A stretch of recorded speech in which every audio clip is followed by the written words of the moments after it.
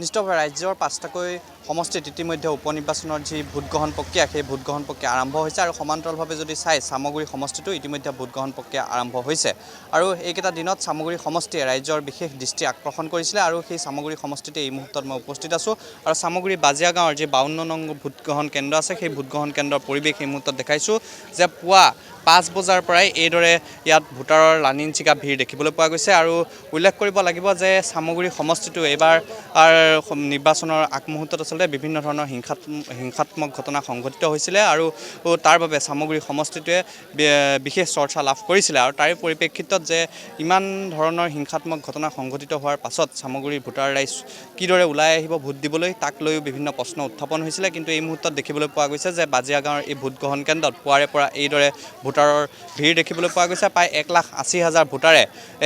১১গৰাকীকৈ প্ৰাৰ্থীৰ ভাগ্য নিৰ্ণয় কৰিবলগীয়া এইটো সমষ্টিত আজি পুৱাৰ ভাগতে এইদৰে সকলো ওলাই অহা দেখিবলৈ পোৱা গৈছে মহিলাসকল ওলাই আহিছে এইদৰে পুৱাৰ ভাগতে ওলাই আহি ইয়াত শাৰী পতা দেখিবলৈ পোৱা গৈছে আৰু তাৰ পৰিৱেশটো মই পোনপটীয়াকৈ দেখাইছোঁ যথেষ্ট সংখ্যক লোক কিমান সময়ত আহিছে বাইদেউ ওলাই আমি ৫টাতে আহিছোঁ ৫টাৰ পৰা লাইনতে আছে আছোঁ হয় কি আশা কৰিব গণতন্ত্ৰৰ এটা অধিকাৰ সাব্যস্ত কৰিবৰ বাবে আহিছে কি আশা কৰিব আমি ভাল ফলটোৱে আশা কৰোঁ সদায় ভাল হোৱাটোৱে আমি আশা কৰোঁ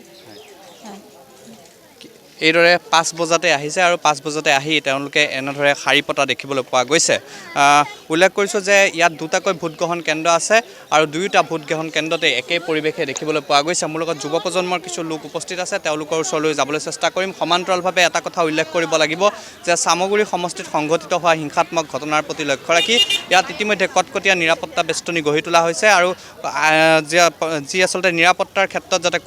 কোনো কাৰণতে সুৰুঙা ৰখি নাযায় তাৰ প্ৰতি লক্ষ্য ৰখা দেখিবলৈ পোৱা গৈছে আৰু তাৰে পৰিৱেশটো দেখাইছোঁ মোৰ লগত আন যথেষ্ট সংখ্যক লোক উপস্থিত আছে কিমান সময়ত ভোট দিবলৈ আহিছে